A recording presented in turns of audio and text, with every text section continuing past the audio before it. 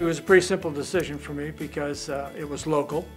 The tuition was there where I could afford it and worked to earn enough money to get it. And it was Jesuit. So it sounded good to me, first Jesuit co-ed college, and there I was. That fall I was in Moyne. I came as chaplain. We didn't use the term campus minister at the time, chaplain, and I was chaplain for 10 years. My theory of being chaplain or campus minister is you go to every possible event you can. Because if you do, then students will think you're authentic, and students will think that you care for them. And if they feel that way, you really have an in. When I came back from Rome, where I'd been chaplain, my major charge was Jesuit schools, Jesuit high schools. Working with Jesuit schools became important because as a Jesuit, I knew them, they knew me, and that really helped in the kind of work I did. I have a great love for Moyne, so I enjoyed selling Moyne to other people. I lived in Syracuse, in the south side of the city. Took the bus every day. I was a city kid. The college built a house called Mother Cabrini Hall, and it housed about 15 to 20 girls. We had a house mother. We had doubles or singles or 4 people in one room, but it was new and it was, wow, it was terrific. There wasn't much here. We had the 3 main academic buildings. The administration building had everything in it. The cafeteria was there, the little auditorium was there, the chapel was there, the classrooms were there, and of course the science building was a science building. Nelligan, Dablon, Forey, St. Mary's, and Harrison Hall, and that was it.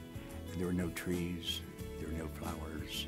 You know, one of the great benefits of Moyne at that particular time was that you had daily and multi-daily interaction with the Jesuits, not only in class, but you got to be very friendly with them. They were partners in your whole deal. Jesuit education is not dependent on Jesuits. It's dependent on St. Ignatius' spirituality and the charism that we share. Part of a Jesuit education should be an awareness of the world. And the logic professors was, I think, Father Kennedy and Father McClintock. And these 2 guys were not only smart, but they were tough. They really challenged you all the time. And if you didn't learn how to connect the dots properly and quickly, you heard about it.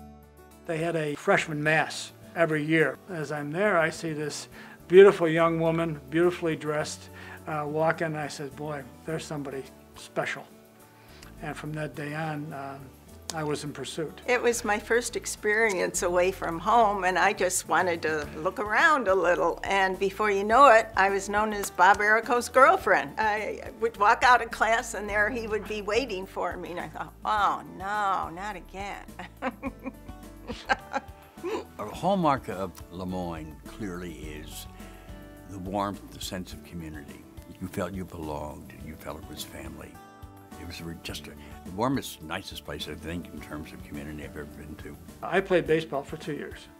And then I got hurt and I couldn't play anymore. And then the other thing that I was involved in was the Dolphin. I was a sports editor for the Dolphin. We had some just great activities. We had a thing called Winter Weekend, where we had a formal dance, where we'd have really an outing at one of the ski areas, and built into it was a liturgy. Once you were there, it didn't take you long to realize what a wonderful school you were in, what a wonderful environment with the Jesuits and the education. All of a sudden it would hit you, gee, I'm really lucky to be here. The campus today, clearly it's beautiful. I think it's a great facility. You got 30+ buildings. They're well laid out. It's a beautiful campus. I mean, we have things that we absolutely needed. The rec center, that was completed just as I left. The library, the library used to be 2 floors in Gruen Hall. The athletic facilities, when that was built initially, was important because we never really had any.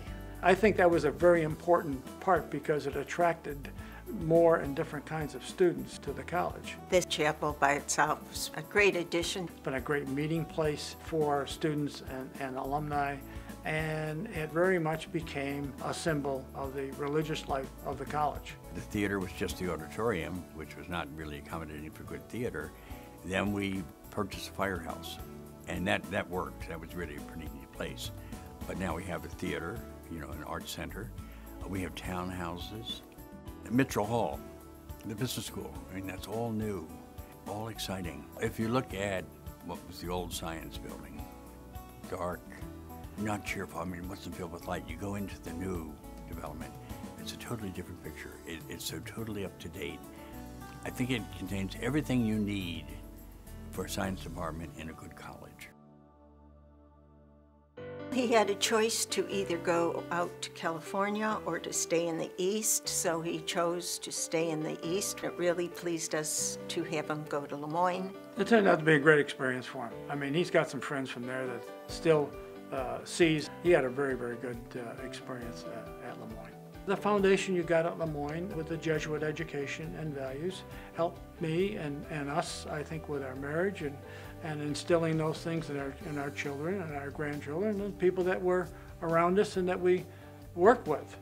The values that we learned there, God, our family, education, commitment to community. Moyne has the distinction of having the first female president of a Jesuit institution. She's from Syracuse, so she knows the area. She's been provost here, so she knows the school very well. She's really a breath of differentness and fresh air and just a dynamo. I think she brings a lot to the college. And I think this activity of diversifying the Moyne student body, especially in the metropolitan area, will take great strides under her leadership. Moyne has kept its standards. It's expanded in programs galore. The students are the same. They have a great sense of belonging. They were saying, you know, people take care of us here. People really are concerned about us. We're not numbers, we're names. And they kept on coming back to that. And that's Moyne for me. Without Moyne, both of us going there and meeting, we wouldn't be having this conversation. You know, and so it's a story and a travel through time that involves not only our family, our business, each other, our children, our grandchildren, and it kind of brings it all together.